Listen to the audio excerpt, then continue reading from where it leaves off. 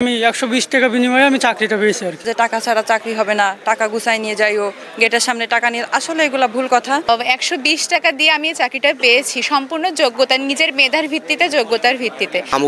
মামু খালু ছাড়া এবং অর্থ ছাড়া হয় না পুলিশের চাকরি, এই ধারণাটা সম্পূর্ণই ভুল। কেউ আছে যে ১-২ মাঠে চাকরি পায়, ঠিক আছে, তারা বোঝে না যে কষ্টটা। কিন্তু আমাদের মতো যারা আছে, আমি ২০২১ সাল থেকে চাকরির জন্য ট্রাই করছি, সেনাবাহিনী, নৌবাহিনী, বিমান বাহিনী, কিন্তু হয়নি। কিন্তু আজকে এই যে ২৪ সালে এসে চাকরিটা হয়েছে। করে আমি জীবনে আমার সন্তান মানুষ করেছি। কত টাকায় চাকরি হলো? ১৪০ টাকা আমার খরচ হয়েছিল, আর কিচ্ছু লাগেনি আমার। যে এত সুন্দর এবং স্বচ্ছ এবং মেধার ভিত্তিতে আমাদের সুন্দর নিয়োগটা হয়েছে। আমার এটা শেষ মাঠ ছিল, এরপরে আমার আর আবেদন করার কোনো সুযোগ ছিল না। এই চাকরিটা আমার জন্য খুবই দরকার ছিল এবং আমি আস্থা রেখেছিলাম জেলা পুলিশ যশোরের উপরে এবং আমার পুলিশ সদস্যদের উপরে অনেক আস্থা ছিল যে মেধা এবং স্বচ্ছতার ভিত্তিতে এই নিয়োগটা সম্পূর্ণ হবে। অনেকেই বলে যে আপনার মামু খালু ছাড়া এবং অর্থ ছাড়া হয় না পুলিশের চাকরি, এই ধারণাটা সম্পূর্ণই ভুল। মেধার তালিকায় সম্পূর্ণ মেধার ভিত্তিতে যাদের যোগ্যতা আছে তারাই এই পুলিশ বাহিনীতে যোগদান করতে পারবে। এছাড়া অর্থের বিনিময়ে বা অন্য কোনো অসৎ উপায়ে এই বাহিনীতে ঢোকার কোনো সুযোগ নেই।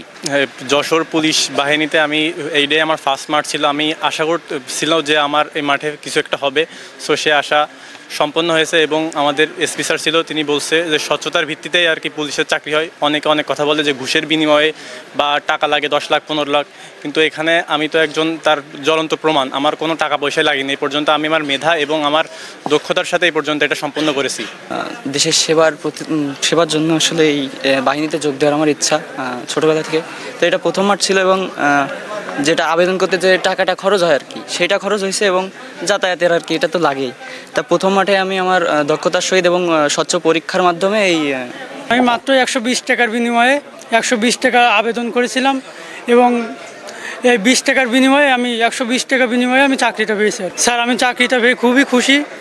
আমি আগে একটা ধারণা ছিল যে টাকা ছাড়া চাকরি হয় না, কিন্তু আমি আসলে জীবনে প্রথমেই আবেদন করেছি, জীবনের প্রথম আবেদন, এবং প্রথম আবেদনে আমার চাকরিটা হয়েছে। আর আগে আমি জানতাম যে টাকা ছাড়া আর কি চাকরি হয় না, কিন্তু এটা আসলে আমার ভুল ধারণা ছিল।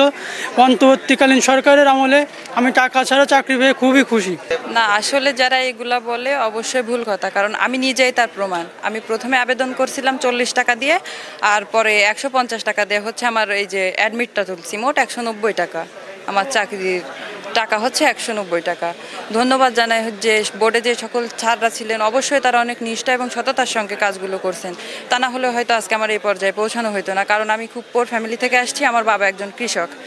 আর যারা বলে যে এক প্রকার দালাল চক্র লোক আছে, এরা বলছে, অনেকে বলছে যে টাকা ছাড়া চাকরি হবে না, টাকা গুছাই নিয়ে যাইও, গেটের সামনে টাকা নিয়ে, আসলে এগুলা ভুল কথা। যারা বলে এগুলা হচ্ছে তাদের সম্পূর্ণ টাকা খাওয়ার মন মানসিকতা। আমি এখানে আসছি মাত্র ১৯০ টাকা লাগছে। আর আসলে সত্যি কথা বলতে কি, আমার বাবা একজন কৃষক, ঠিক আছে। আমি অনেক একটা মধ্যবিত্ত ঘরের সন্তান।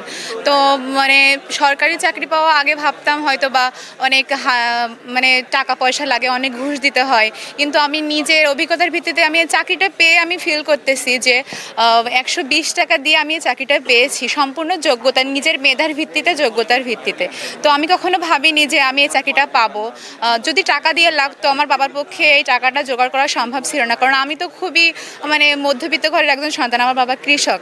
তো আমি চাকরিটা যে পেয়েছি আমি অনেক খুশি। একজন মেয়ে হয়ে নিজের পায়ে দাঁড়াতে পারছি, তার জন্য আমি অনেক খুশি। একজন মেয়ে হয়ে বাংলাদেশ পুলিশের একজন সদস্য হয়ে সৈনিক হিসেবে যোগদান করতে পেরে দেশের সেবা করতে পারবো। এজন্য মাননীয় এসপি মহোদয়কে অনেক ধন্যবাদ, আমার পরিবারের পক্ষ থেকে তার জন্য অনেক দোয়া রইল। তিনি সম্পূর্ণ মেধার ভিত্তিতে নিয়োগটা সম্পূর্ণ করেছে, যোগ্যতার ভিত্তিতে, তার জন্যই আজকে আমি এই চাকরিটা করতে পারছি। সকল প্রশংসা মহান রব্বুল আলামিন, সে চাইছে বিধায় আমি চাকরিটা পেয়েছি, আলহামদুলিল্লাহ। আমার বাবা একজন প্রবাসী, সে অনেক কষ্ট করে আমার এই যে চাকরির জন্য পাঠাইছে। আমি ভাবতে পারিনি যে এই ১৬০ টাকায় যে আমার এই চাকরিটা হবে। আমার পরিবার শুনলে অনেক খুশি হবে। আমি তাদের কাছে তারা কি বলবো, আমি এই যে অনুভূতিটা প্রকাশ করার মতো নয়। আমি ধন্যবাদ জানাই আমার যশোর পুলিশ সুপার স্যারকে। সে যে এত স্বচ্ছতার মাধ্যমে, আমরা যে এত শুধু আবেদন ফ্রির মাধ্যমে আমরা চাকরিটা পেয়েছি, আসলে অনুভূতি প্রকাশ করার বাইরে। আর তাছাড়াও আমি গতবার ভাইবা পর্যন্ত আসছিলাম। আসলে যারা অনেকবার ট্রাই করার পরে চাকরিটা পায়, তাদের অনুভূতিটা অন্যরকম। কেউ আছে যে ১-২ মাঠে চাকরি পায়, ঠিক আছে, তারা বোঝে না যে কষ্টটা, কিন্তু আমাদের মতো যারা আছে, আমি 2021 সাল থেকে চাকরির জন্য ট্রাই করছি, সেনাবাহিনী, নৌবাহিনী, বিমান বাহিনী, কিন্তু হয়নি।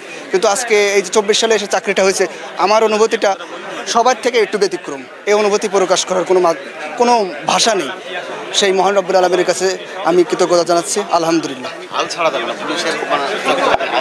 জি জি, অবশ্যই হাল ছাড়া যাবে না, কারণ আমি যদি গত মাঠে হইনি, আমি যদি তখনই যদি হাল ছেড়ে দিতাম, তো অবশ্যই আমার আজকের এই দিনটা দেখতে পারতাম না। পুলিশ কনস্টেবল পরীক্ষায় আমি স্বচ্ছভাবে নিয়োগ পেয়েছি। আমার পিতা মোহাম্মদ শাহাদত হোসেন, আমার পিতা দোকানের কর্মচারী, আমার পিতা গরিব মানুষ। তিনি, তার স্বপ্ন ছিল পুলিশের মাঠে যাওয়ার, এবং আমি সেটা পূরণ করতে পেরেছি ইনশাল্লাহ। যদি আমি পুলিশের চাকরি পাই তাহলে দুর্নীতির বিরুদ্ধে কঠোর অবস্থানে নিজেকে রাখব, এবং আমি সৎভাবে সুন্দরভাবে চাকরি করতে চাই। কোনো দুর্নীতির পক্ষে আমি না, দুর্নীতির বিরুদ্ধে, এবং বাংলাদেশ পুলিশকে আরও সুন্দরভাবে আগিয়ে নিয়ে যাব ইনশাল্লাহ। আমার ছেলের 120 টাকাই হয়েছে ভাই চাকরি, 140 টাকা মানে টোটালে ওদের ফি নিছিল, সেইটাই নিয়েছে। আর আমার এই গাড়ি ভাড়া বাড়াতে যাওয়া আসা করতে বললেন, আমি খুব খুশি ভাই। আমি বহুত পরিশ্রম করে আমি জীবনে আমার এই সন্তান মানুষ করেছি। 140 টাকায় ওর খরচ হয়েছিল, আর কিচ্ছু লাগেনি আমার। বুঝলেন, আমি খুব খুশি বুঝলেন। আমার মেয়ে এসএসসি দিয়ে আইএ ভর্তি হইল, কিন্তু ওর আব্বু কৃষক, আমাদের মাঠে জায়গা জমি নেই, তার জন্য 120 টাকা দিয়ে চাকরিটা হয়েছে।